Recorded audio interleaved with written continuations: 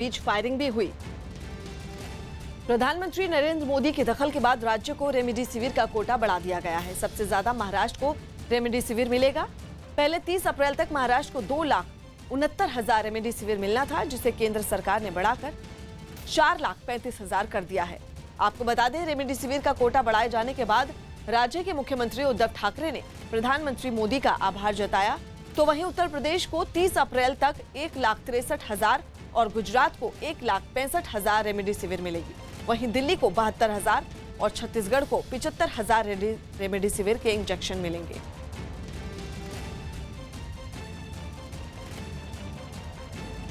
बड़ी खबर बता दें, प्रधानमंत्री मोदी एक्शन में हैं और जिसके चलते रेमडेसिविर का कोटा बढ़ा दिया गया है।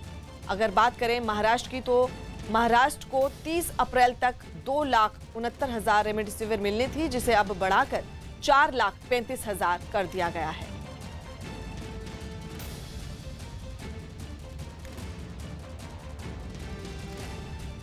देश में कोरोना से बिगड़ते हालात के बीच केंद्र सरकार ने कोरोना वैक्सीन, मेडिकल ऑक्सीजन और उससे जुड़े उपकरणों पर आयात शुल्क हटा दिया है। साथ ही कस्टम से जुड़े अधिकारियों को निर्देश दिया है कि जीवन रक्षक दवाओं और ऑक्सीजन उपकरणों समेत महत्वपूर्ण इंपोर्ट कंसाइनमेंट को प्राथमिकता के आधार पर क्लियरेंस दें। देश में ऑक्सीजन की कमी पर पीएम मोदी की अध्यक्षता में हुई बैठक में आयात शुल्क हटाने का फैसला लिया गया।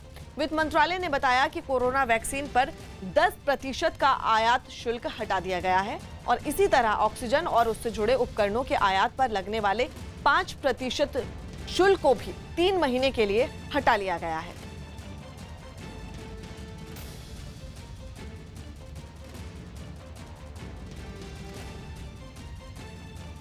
महामारी के इस दौर में मुसीबतों का अंबार लगा है। कहीं ऑक्सीजन की कमी है, कहीं आईसीयू बेड की कमी है, तो कहीं वैक्सीन और जरूरी दवाओं की कालाबाजारी हो रही है।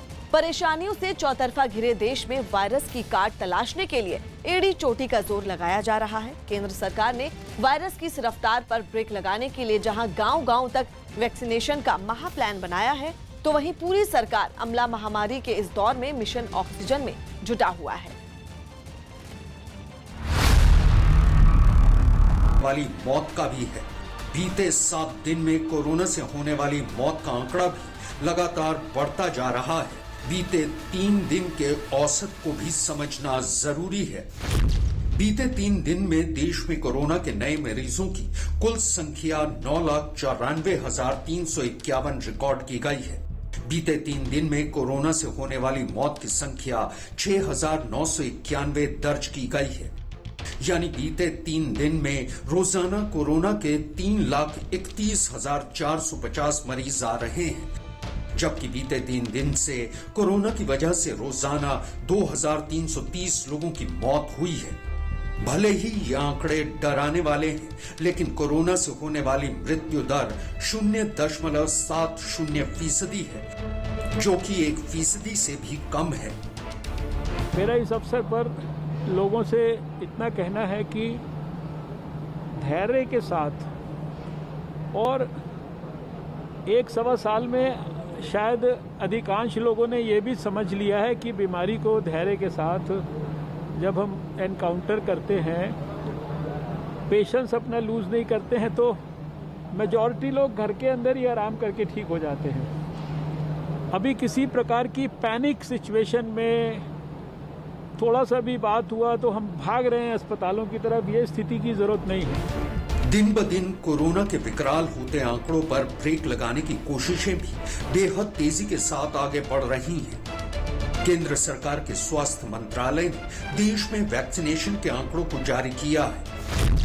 दावा किया जा रहा है कि देश में बीते 24 घंटों में 29,01,412 लोगों का वैक्सीनेशन किया गया है।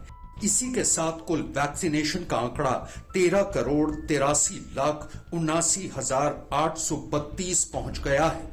इतना ही नहीं, राहत की खबर यह भी है कि बीते 24 घंटे में देश के 11 राज्यों और केंद्र शासित प्रदेशों में कोरोना की वजह से कोई भी मौत दर्ज नहीं की गई है, जबकि बीते 24 घंटे में देश में 2,19,000 से ज्यादा मरीज ठीक होकर घर भी जा चुके हैं।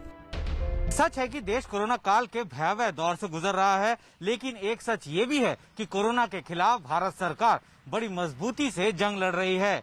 देश में वैक्सीनेशन अभियान को जहां रफ्तार दी जा रही है, तो वहीं देश की जनता तक वैक्सीन पहुंचाने के लिए एक बड़े प्लान पर काम भी किया जा रहा है। केंद्र सरकार ने इस प्लान के तहत एक बड़ा ऐलान किया है, जिसमें स्वास्थ्य मंत्रालय ने वैक्सीनेशन को रफ्तार देने के लिए सबसे पहले कीमतों पर मचे कंफ्यूजन को दूर किया है। स्वास्थ्य मंत्रालय ने ट्वीट किया है, दोनों वैक्सीन को खरीदने की भारत सरकार की कीमत 150 रुपए प्रति डोज ही है। भारत सरकार द्वारा खरीदी गई वैक्सीन की डोज राज्यों को मुफ्त में मुहैया कराई जाती रहेगी। उधर देश के प्रधानमंत्री नरेंद्र मोदी ने एक बार फिर वैक्सीनेशन पर जोर देते हुए कहा है कि गांव-गांव तक वैक्सीनेशन की दोनों डोज पहुंचाना जरूरी है।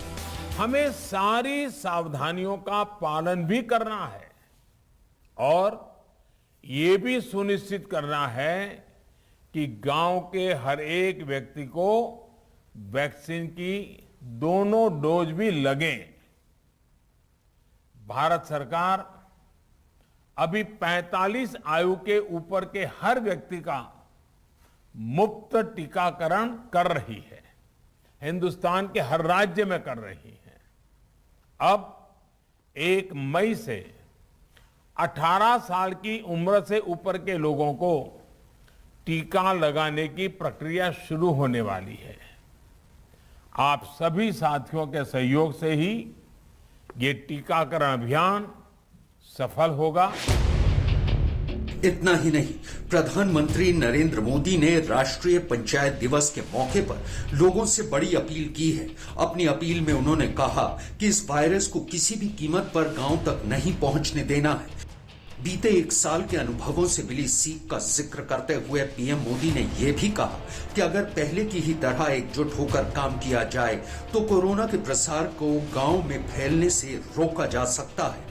हमारे सामने जो चुनौती है वो चुनौती पहले से जरा ज्यादा है कि गांवों तक इस संक्रमण को किसी भी हालत में पहुंचने नहीं देना है, उसे रोकना ही है।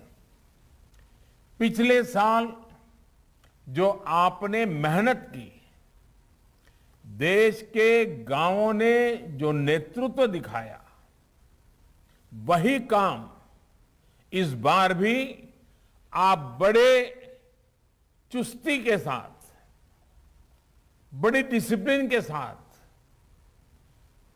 और ज्यादा से ज्यादा लोगों का साथ लेकर के बहुत ही पक्का करेंगे। सफलता जरूर पाएंगे, क्योंकि आपने पिछली बार किया था, अब 1 साल का अनुभव है। संकट के संबंध में ज्यादातर अब जानकारियां हैं, संकट से बचने के रास्तों के संबंध में जानकारी है, और इसलिए मुझे विश्वास है कि मेरे देश के, मेरे गांव के सारे लोग, गांव का नेतृत्व करने वाले लोग गांव में कोरोना को प्रवेश करने से रोकने में सफल होंगे और बहुत उत्तम तरीके से व्यवस्था भी करेंगे। जो भी गाइडलाइंस समय समय पर जारी होती हैं, उनका पूरा पालन गांव में हो, हमें ये सुनिश्चित करना होगा। कोरोना के प्रसार पर ब्रेक लगाने के लिए देश का गृह मंत्रालय भी पूरी तरह से एक्शन मोड में है। केंद्रीय गृह मंत्री अमित शाह ने कोरोना के लगातार बढ़ते मामलों पर एक समीक्षा बैठक की। इस समीक्षा बैठक में राज्यों को चिट्ठी लिखकर मिनिस्ट्री ऑफ होम अफेयर्स ने कई दिशा निर्देश दिए हैं, जिनके तहत राज्यों को अलग अलग तरीकों से ऑक्सीजन की आपूर्ति बढ़ाने के निर्देश दिए गए हैं। ऑक्सीजन ले जा रहे वाहनों के लिए पूरी सुरक्षा तय की जाए। ऑक्सीजन की सप्लाई करने वाले वाहनों के लिए विशेष गलियारों की व्यवस्था की जाए। फिलहाल औद्योगिक उद्देश्यों के लिए ऑक्सीजन की आपूर्ति पर प्रतिबंध रहेगा। देश पर भले ही इस वक्त मुसीबत के बादल मंडरा रहे हैं, लेकिन केंद्र से लेकर राज्य सरकारें इस चुनौती को चित करने के लिए एकजुट होकर जंग लड़ रही हैं। यही एकजुटता कोरोना के खिलाफ सबसे कारगर हथियार है।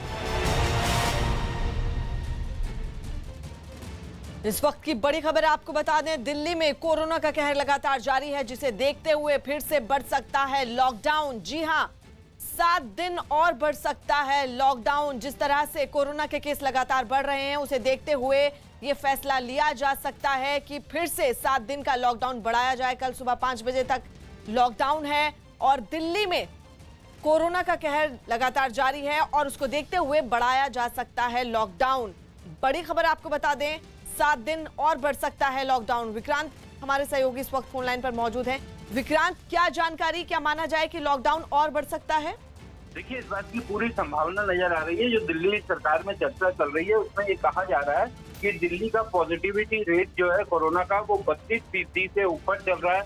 ऑक्सीजन का संकट लगातार बना हुआ है, बेड की भी किल्लत है, जिसके चलते दिल्ली सरकार को कोई और रास्ता फिलहाल दिखाई नहीं दे रहा लॉकडाउन को बढ़ाने के अलावा। हालांकि इसके बारे में अंतिम फैसला आज ही लिया जाएगा और दिल्ली सरकार का ये कहना है कि जिस तरह की वर्तमान स्थिति बनी हुई है उसको देखते हुए इस समय लॉकडाउन लगाना उचित होगा। और क्योंकि लॉकडाउन के दौरान, लॉकडाउन के बावजूद देखा गया कि लोग बहुत कम संख्या में ही बाहर निकले हैं और दिल्ली सरकार को लग रहा है कि अगर एक हफ्ते के लिए लॉकडाउन और बढ़ाया गया है तो कोरोना की इस चेन को तोड़ने में मदद मिलेगी और अस्पतालों में भी जो एक तरह से व्यवस्था बन गई है लोगों के अधिक नंबर आने से, तो उसको भी ठीक करने में थोड़ी मदद मिलेगी। तो ये उम्मीद की जा रही है कि एक हफ्ते के लिए लॉकडाउन बढ़ाया जा सकता है और इसके बारे में आज अंतिम फैसला ले लिया जाएगा। जी, शुक्रिया विक्रांत।